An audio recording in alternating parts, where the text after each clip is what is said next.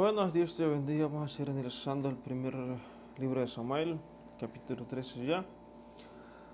Dice guerra contra los filisteos. Entonces, ¿quiénes eran los filisteos? Un pueblo que Dios dejó a propósito ahí en Canaán. Los filisteos compartían territorio con ellos, lo dejó a propósito. ¿Para qué? Para probar a Israel. Dice, hasta donde estaban dentro de Canaán. Había ya reinado Saúl un año, y cuando hubo reinado 2 años sobre Israel, verso 9, capítulo 13, verso 1 dice, había ya reinado Saúl un año, y cuando hubo reinado 2 años sobre Israel, escogió luego a 3000 hombres de Israel, de los cuales estaban con Saúl, 2000 en Migmas, en el monte de Betel. Y mira, estaban con Jonatán en Gabá de Benjamín, y envió al resto del pueblo cada uno a sus tiendas.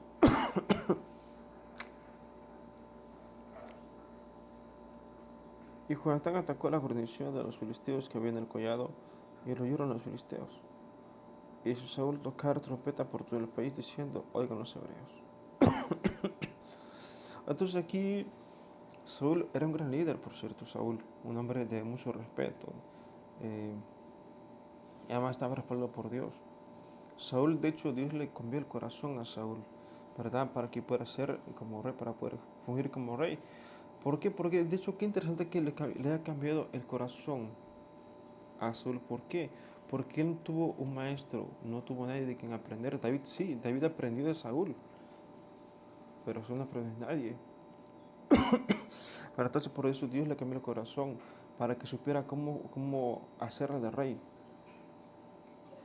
¿verdad? Por eso le cambió el corazón, para que aprendiera, para que fuera, para que actuara y fuera como un rey. Verso 4. Y todo Israel oyó que se decía, Saúl atacado a la guarnición de los filisteos, y también que Israel se había hecho abominable a los filisteos. Y se juntó el pueblo en pos de Saúl en Gilgal.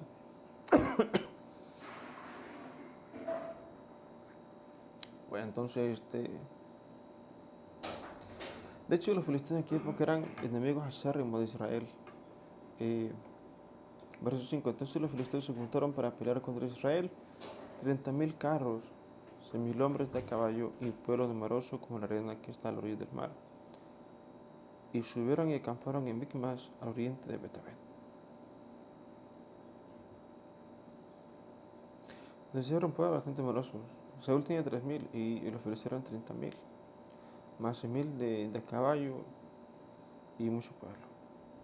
Verso 6. Cuando los hombres de Israel vieron que estaban en estercio, porque el pueblo estaba en aprieto, se escondieron en cuevas, en fosos, en peñascos, en rocas y en cisternas. O sea, cuando vieron que eran muchos, se escondieron. Pero 7. Algunos de los hebreos pasaron el Jordán en la tierra, y algunos hebreos pasaron el Jordán en la tierra de Gad y Galad. Pero Saúl pronuncia aún Gilgal, y todo el pueblo iba tras él temblando. Verso 8. Y él esperó 7 días, conforme al plazo que Samuel había dicho. Pero Samuel no venía a Gilgal, y el pueblo se le desertaba. Entonces no fue la primera vez que, de hecho, que Dios la tuvo peor, porque se iba a 300 y Saúl iba a 3.000. Verso 9. Entonces dijo Saúl, traedme holocaustos y ofrendas de paz, y ofrecer holocausto.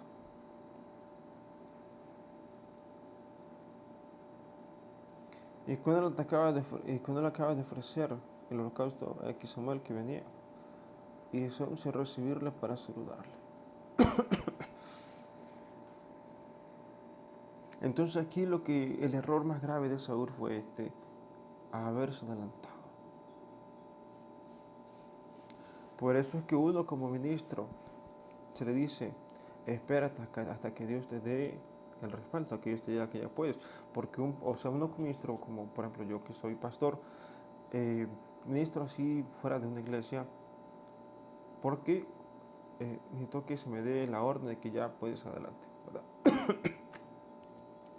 Entonces aquí el error no fue no haber esperado a que Dios le diera eh, el impulso, el banderazo, pues.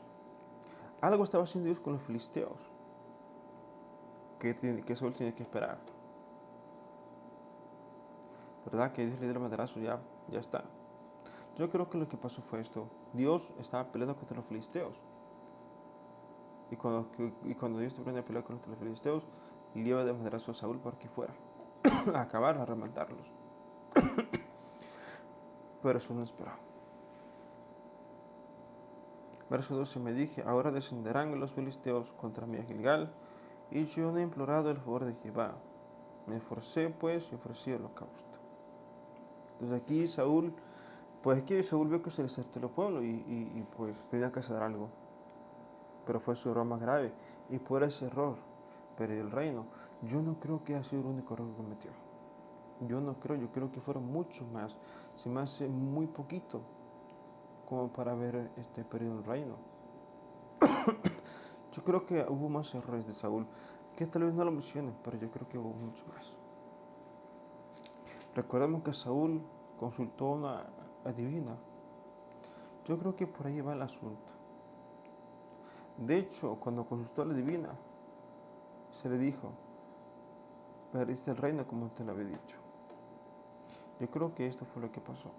Creo que Saúl no solo se adelantó a ofrecer el holocausto, sino que también consultaba a divinos. Y de hecho, me parece que más adelante Samuel lo dice. Vamos a seguir leyendo. En el verso 12 dice, me dije, ahora descenderán los filisteos contra mí Gilgal, y yo no he implorado el favor de Jehová. Me esforcé pues y ofrecí el holocausto. Entonces Samuel dijo a Saúl, lo que me has hecho, no guardaste el mandamiento de Jehová tu Dios, que él te había ordenado. Pues ahora Jehová hubiera confirmado tu reino sobre Israel para siempre. Mas ahora tu reino no será duradero. Jehová se buscaba un varón conforme a su corazón, al cual Jehová ha designado para que sea príncipe sobre su pueblo, por cuanto tú no has guardado lo que Jehová te mandó. Recordemos que si algo tiene David, si por algo se le conoce a David, es porque era fiel a Dios. Si algo tuvo David es que era fiel a Dios. Solo adoró a Dios. Toda su vida solamente adoró a Dios, solamente a Él, desde que era niño hasta el último día de su vida. Solo a Dios. Verso 15. Y levantándose Samuel, subió de Gilgal a Gabá de Benjamín.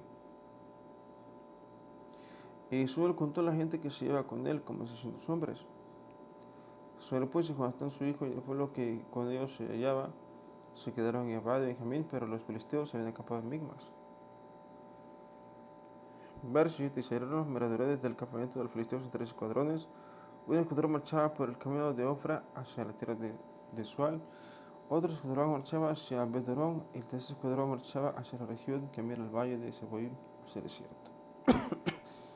Entonces aquí, a pesar de que Saúl perdió el reino, Dios lo dejó seguir siendo rey hasta el último día de su vida. Pero como sea, Dios lo eligió a él. Y en ese momento no había otro mejor que Saúl para reinar. En ese momento. Dios siempre elige a alguien el mejor de ese momento. ¿Verdad? Y nadie hubiera escogido mejor como rey en ese momento. Nadie mejor que Saúl. No había nadie, solamente él mismo. Entonces,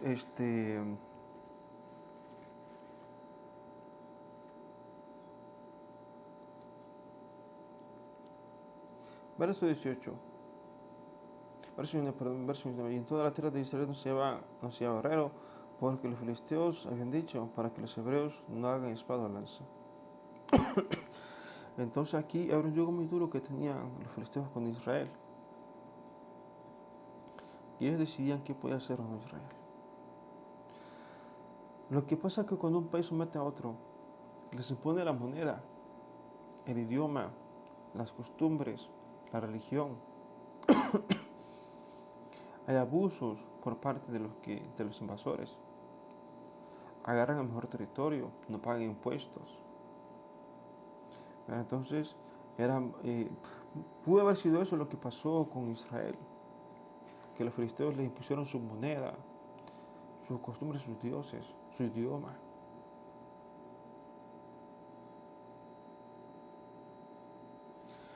O sea, los filisteos eran un pueblo fuerte. De hecho, de los filisteos eran los griegos. Y si algo tienen los griegos, era un pueblo guerrero. Grecia era un gran pueblo, tuvo su momento muy, muy grande Grecia, ¿verdad? Y Grecia salió de los filisteos.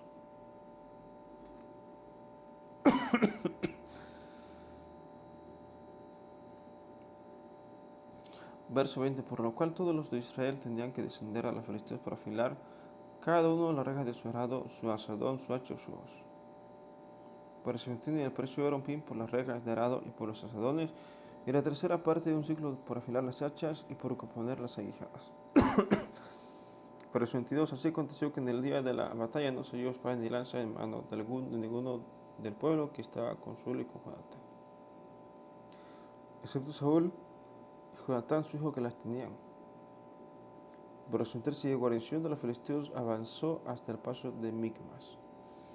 Bueno, entonces un capítulo bastante corto, 23 versículos, que dice, una de las batallas de Saúl. Por cierto, hasta donde yo recuerdo, Saúl nunca perdió una sola guerra, todas las ganó, excepto la última, donde perdió la vida, porque Dios incluso ya había designado que se fuera, ¿verdad? Incluso cuando yo admiro a Saúl, que aun cuando Saúl nunca perdió una guerra, y también esto, que cuando Saúl mandó a David siempre ganaba. Si revisan la historia, cuando Saúl manda a David a pelear, David siempre ganaba. Y cuando David reinó, también perdió varias batallas David. Pero Saúl no perdió ni una batalla. No había nadie mejor en ese momento para reinar que Saúl. Qué lástima que no buscó más a Dios. Pero bueno, entonces, ¿qué podemos aprender? Que hay que buscar a Dios. Siempre hay que esperar el tiempo de Dios. Y sobre todo su dirección, su guía, una cosa es esperar el tiempo de Dios, otra cosa es estar pasivos, esperando a que sucedan las cosas. Eso no, yo creo que la frase correcta es buscar a Dios. Eso sí. Bueno, entonces pues hasta aquí este capítulo, 1 Samuel. Espero que les haya gustado. Disfruten el día sábado. Nos vemos en el próximo video. Te bendiga.